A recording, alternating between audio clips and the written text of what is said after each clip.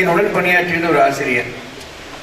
அந்த பழைய நாட்களை எல்லாம் இன்றும் நான் அசை போடுகின்ற ஒரு வாழ்க்கைக்கு வித்திட்ட அன்பு சகோதரி திருமதி தமிழ்ச்செல்வி அவர்கள் உங்கள் முன்னே தன்னுடைய நீண்ட பயண அனுபவங்களை பகிர்ந்து கொள்வார்.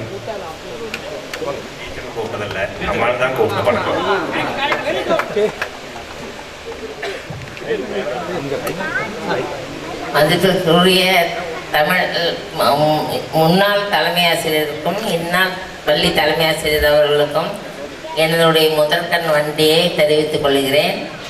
எனது உடன்வரவா சகோதர சகோதரிகளுக்கு எனது அன்பார்ந்த வணக்கம். நான் பெறாமல் பெற்ற பேரன்பு செல்வங்களுக்கு என்னுடைய வாழ்த்துக்கள்.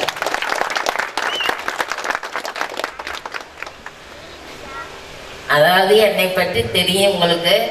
ஏன்னா நான் உங்ககிட்ட நான் சொல்கிறது என்னன்னாக்கா படிக்கிறவங்களுக்கு மாரியம்மா, படிக்காதவங்களுக்கு காளியம்மா அப்படிம்பேன்.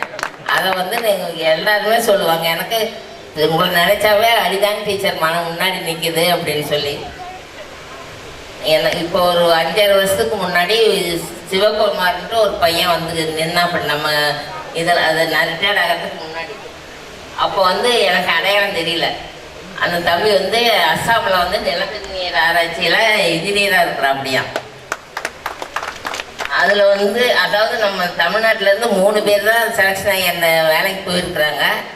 அதில் அந்த அதில் இங்கே நம்ம சேலம் டிஸ்ட்ரிக்டில் அந்த பையன் மட்டும்தான்.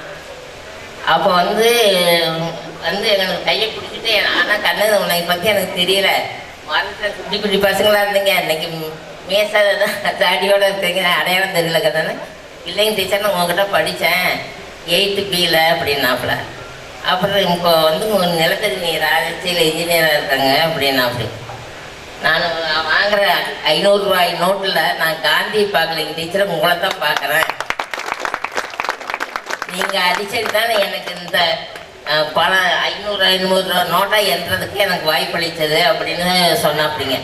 அதை நான் பெரிய எனக்கு பொன்னாடையோ இது நல்லாசிரியர் விருதோ அந்த பையன் சொன்ன வார்த்தையே மனசில் இருக்குது. மாணவர்கள் கொடுக்குற மதிப்பெண் தான் நீங்கள் கொடுற மதிப்பெண்ணே எங்களுக்கு மதிப்பெண். நாங்கள் கொடுக்குற மதிப்பெண்ணை விட நீங்கள் எங்களுக்கு கொடுக்குறது தான் பெருசு. எனக்கு என்னுடைய உடல்நிலையும் காரணம் காட்டாமல் என்னை ரொம்ப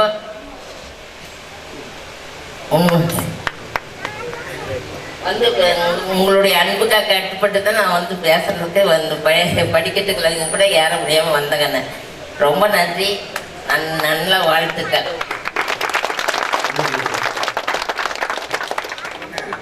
முதல்ல கோபாலையா சொன்ன மாதிரி ஒரு ரகசியம் நான் சொல்லக்கூடாதுன்னு இருந்தேன், கோபாலையா சொல்ல வச்சுட்டார். நமது பள்ளி ஆசை அறையில் நாங்கள் என்வி கிளப் பண்ணி வச்சுருந்தோம். நம்ம ஏரியில் போய் மீன் வாங்கிட்டு வருது நான் தான். ஸ்டாஃப்ல ஸ்டவ் வச்சு வறுத்து இதெல்லாம் முத்துசாமி சொல்லுவார் பார்த்து பயந்து தான் போயிட்டு வரட்டுருக்குது இருக்காரா? ஆமாம், அதெல்லாம் ஆஸ்தான மெம்பர். இந்த நேரத்தில் உண்மையில நான் ரொம்ப வருத்தப்படுறது திரு KR இல்லைங்கிறது தான். ஒரு வரலாற்று பெட்டகம் அவர் இருந்திருந்தா உங்கள் பள்ளியை பற்றி உங்கள் ஊரை பற்றி நிறைய செய்திகளை சொல்லியிருப்பார்.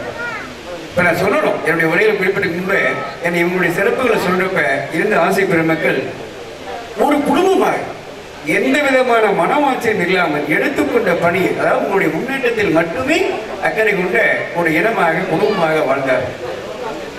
சில செய்தி பின்னர் அன்பு சகோதரி அவர்கள் தற்பொழுது உங்கள் முன்னால். அனைவருக்கும் வணக்கம். உங்களெல்லாம் பார்க்குறப்ப எனக்கு ரொம்ப சந்தோஷமா இருக்கு. எல்லாருடைய வாழ்த்துக்களும் உங்களை சேர வேண்டும் என்று கடவுளை வாழ்த்து. இங்கே வந்த பிறகு புதுமையா என்ன அண்ணா நினைச்சாரு. சரி, வயசாகி போச்சுங்கிறது பரிமம் உணர்த்தார் தம்பி.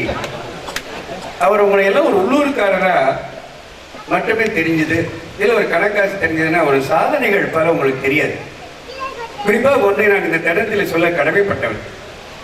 அரசு பெண்கள் மேல்நிலைப் பள்ளியினுடைய ஆசிரியராக பணியாற்றுகின்ற பொழுது தங்கம் என்ற ஒரு மாணவி, மிக மிக மிக மிக பொருளாதாரத்தை பின்தங்கிய மாணவியை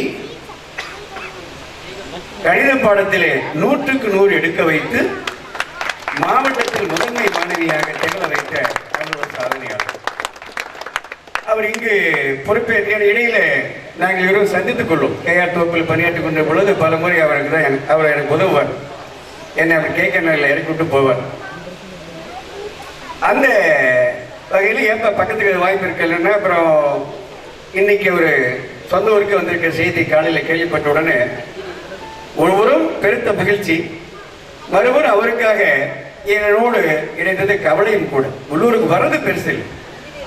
அது இன்றைய சூழலில் அவர் முன்னே பல கேள்விக்குறிகளும் பல சவால்களும் நின்று கொண்டிருக்கின்றன.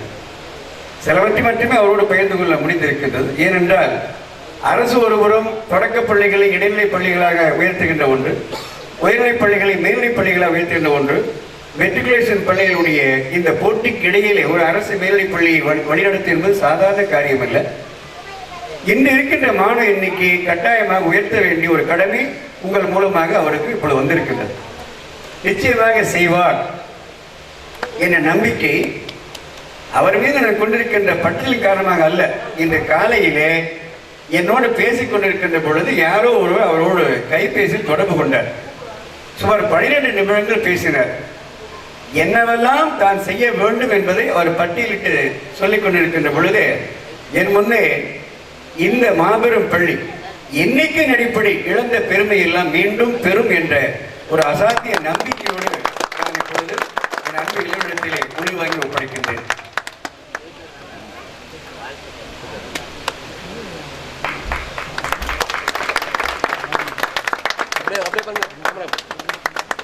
Right.